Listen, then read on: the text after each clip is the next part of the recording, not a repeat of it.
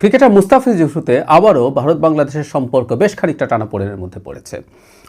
5 August পরবর্তী সময়ে সম্পর্ক আসলে খুব একটা ভালো কখনোই ছিল না, কখনো উত্তেজনা বেড়েছে, কখনো কমেছে।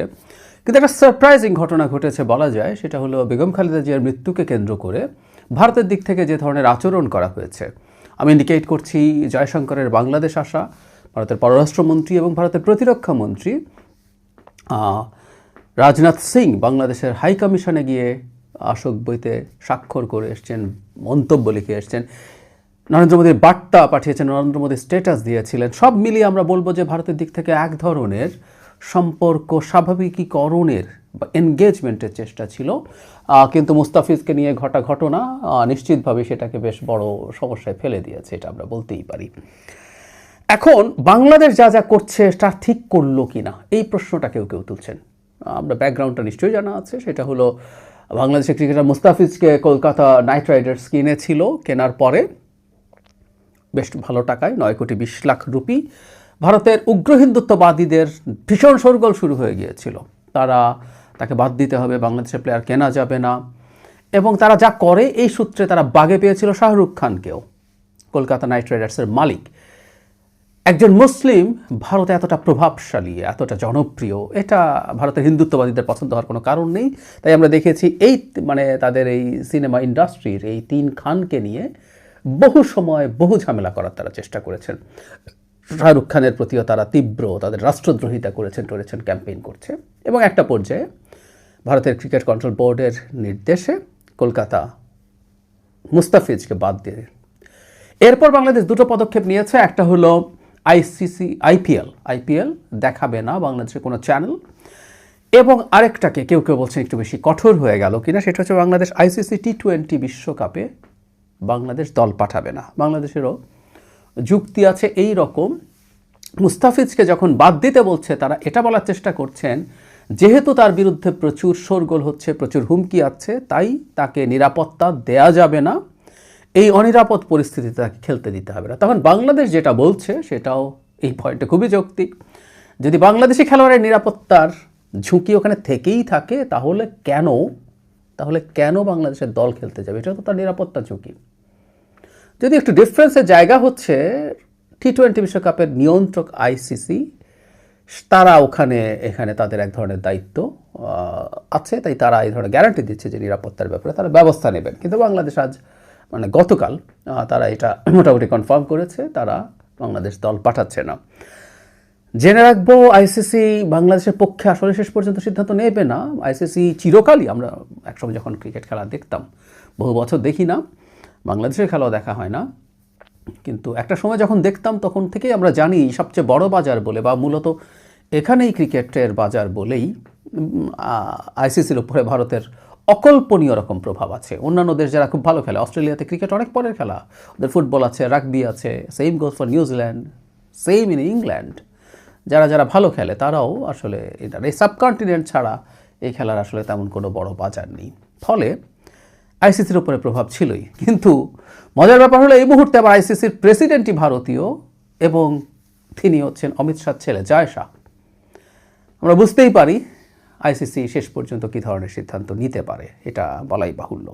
কিন্তু বাংলাদেশের পদক্ষেপকে আমরা কেউ যদি কনফিউজ থেকে থাকি, বিশেষ করে ICCতে T20 বিশ্বকাপে দল না পাঠানোর সিদ্ধান্ত বাড়াবাড়ি হচ্ছে কিনা, তাদের জন্য আমি বরং কয়েকটা তথ্য দিই, এটা ভালো হবে। আমি দেখার চেষ্টা করলাম যে ভারতে এই ব্যাপারগুলোকে কীভাবে দেখা হচ্ছে, এই পরিস্থিতিটাকে তারা কিভাবে ব্যাখ্যা করছেন।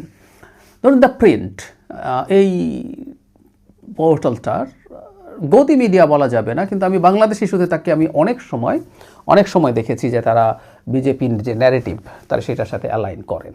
তো যদি তারা অ্যালাইন করে থাকেন, সেই পোর্টালটাও খুব বেশি বাংলাদেশের প্রতি নিউট্রাল থাকেন বলে আমার মনে হয় না। কিন্তু সেখানে আমি দেখলাম একটা অ্যানালিসিসে বেশ কঠোরভাবে ভারত যা করছে সেটার সমালোচনা করা হচ্ছে। আমি বারখা দত্তের সাথে একটা টক শো দেখছি, দ্যাটস ভেরি ইন্টারেস্টিং। ভিনা সিকরি, আমি প্রায় বলি যে উনি আওয়ামী লীগের পেরোলে আছেন, বিজেপির হয়ে কথা বলেন। তার সাথে সুহাসিনী হায়দার, আমরা চিনি অনেকে যারা খোঁজখবর রাখি, দ্য হিন্দুর international correspondent, chief correspondent, editor, যাই হোক আমাদের পরিচিত মানুষ, সুহাসিনী তীব্র আক্রমণ করেছেন ফিনা সিকরিকে এবং তিনি এই যে ভারতের পলিসি অত্যন্ত ক্ষতিকর হচ্ছে সেটা নিয়ে তিনি খুব স্পষ্টভাবে বলছেন এবং প্রচণ্ড কঠোরভাবে আক্রমণ করছেন ফিনা সিকরিকে। আমি দেখলাম ফিনা সিকরি পেরে উঠছেন না তার সাথে। তার চাইতে জরুরি কথা শশী থারুর, তার কথা বলেছিলাম, তিনি বাংলাদেশের ইস্যুটা নিয়ে একটা কলাম লিখেছেন এবং সেখানে খুব গুরুত্বপূর্ণ কিছু কথাবার্তা তিনি বলেছেন যে বাংলাদেশের সাথে এই ধরনের আচরণ করা একেবারেই অন্যায় হয়েছে। মানে পাকিস্তানের সাথে বাংলাদেশকে এক পাল্লায় মাপা ভীষণ রকম অন্যায়। কারণ উনার যুক্তি হচ্ছে পাকিস্তানের মতো বাংলাদেশ ভারতে কোনো সন্ত্রাসবাদী পাঠায় না। শুধু তাই না, সোশ্যাল মিডিয়াতে তৈরি হওয়া একটা হাইপ বা একটা উত্তেজনা যদি একটা সরকার সামাল দিতে না পারে তাহলে এটা সরকার কীভাবে? সরকার তো ওগুলো সামাল দেওয়ার দরকার ছিল, ওখানে যতটাই উত্তেজনা হোক না কেন, যতটাই শোরগোল হোক না কেন। এবং এর আগে আমি আপনাদেরকে জানিয়েছি, তিনি প্রাথমিকভাবে একটা টুইট করে জানিয়েছিলেন যেটা যদি সৌম্য সরকার হতো তাহলে কি হতো। এখানে বাংলাদেশের আরেকজন হিন্দু প্লেয়ারের নাম তিনি লিখেছেন, আই ফরগট হিজ নেম, যাই হোক। তো এই দুজন যদি হতো তাহলে কি হতো, লিটন দাস, তাহলে কি হতো। খুব যথেষ্ট রকম প্রতিক্রিয়া ভারতের মধ্যে আমরা দেখতে পাচ্ছি। আমার কাছে এই কারণে মনে হয় বাংলাদেশ যে পদক্ষেপ নিয়েছে দ্যাটস নট রং, এক অর্থে সঠিক হয়েছে।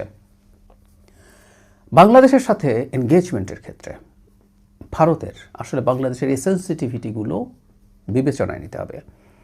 যে কোনো বিবেচনায় ভারত অত্যন্ত বাজে সিদ্ধান্ত নিয়েছে। কারণ এটা তাদের মনে রাখতে হবে, তাদের বুঝতে হবে, তাদের সামনে যে অজুহাত তারা দেখানোর চেষ্টা করছেন যে এখানে একজন হিন্দু মানুষকে ধর্ম অবমাননার দায়ে পিটিয়ে মেরে ফেলা হয়েছে, এরপর পুড়িয়ে ফেলা হয়েছে, এত অসভ্য এবং বর্বর কাণ্ড, মানে নিন্দা জানানোর ভাষাও আমাদের নাই। That's true. কিন্তু এটাকে কেন্দ্র করে তারা যা যা করছেন, যা যা দেখাচ্ছেন, আমি বারখা দত্তের যে টকশোটার কথা দেখছি সেখানে সুহাসিনী ভারতে যে লিঞ্চিং হচ্ছে সেটা নিয়েও খুব সিরিয়াসলি প্রশ্ন তুলেছেন যে ভারতেও তো মাইনরিটির হচ্ছে, তাহলে কি সবাই এটার জন্য প্রতিবাদে তাদের প্লেয়ার বা খেলা বন্ধ করে দেবে কি না, এই আলাপগুলো ওখানে আসছে, ওখানে হচ্ছে। যাই হোক, তারা এটাকে নিয়ে যে পরিমাণ পরিস্থিতি তৈরি করতে চাচ্ছেন, ধরলাম যে এই ঘটনার ক্ষেত্রে সরকারের একটা ব্যর্থতা আছে, ধরে নিলাম। কিন্তু ভারত যে আচরণ করছে তাতে আদতে এই সরকার তো আসলে আর খুব বেশি দিন নাই, এই সরকার চলে যাবে। বাংলাদেশের জনগণ ক্ষুব্ধ হচ্ছে, এদেশের জনগণ ক্রিকেট পাগল, এদেশের জনগণ আইপিএলও খুব ক্রেজি মানুষের মতো দেখে। এগুলো নিয়ে আমার খুব সিরিয়াস রিজার্ভেশন আছে। ক্রিকেটের এই আসক্তি, এটা হচ্ছে অনেক আগে এটাকে আফিম বলে আমি ব্লগে লিখেছিলাম বহু বছর আগে, সে আলোচনায় যাচ্ছি না। কিন্তু জনগণের ওপরে ক্ষুব্ধতা তৈরি হচ্ছে এবং জনগণ আরও ক্ষুব্ধ হচ্ছে। তাদের স্ট্র্যাটেজিক ভুলটা কিন্তু এই জায়গায়। জনগণকে যদি ক্ষুব্ধ করতে থাকে একটা বড় ঝুঁকি ভারত তৈরি করবে। সেটা হলো এই, জনগণ যদি চায় ভারতের সাথে বাংলাদেশ যথেষ্ট এনগেজমেন্টে যেতে পারবে না, তাহলে গণতান্ত্রিকভাবে নির্বাচিত একটা সরকার, তার জন্য এই ধরনের পদক্ষেপ নেওয়া খুব কঠিন হয়ে যাবে, খুব কঠিন হয়ে যাবে। এটা আমাদের মনে রাখতে হবে।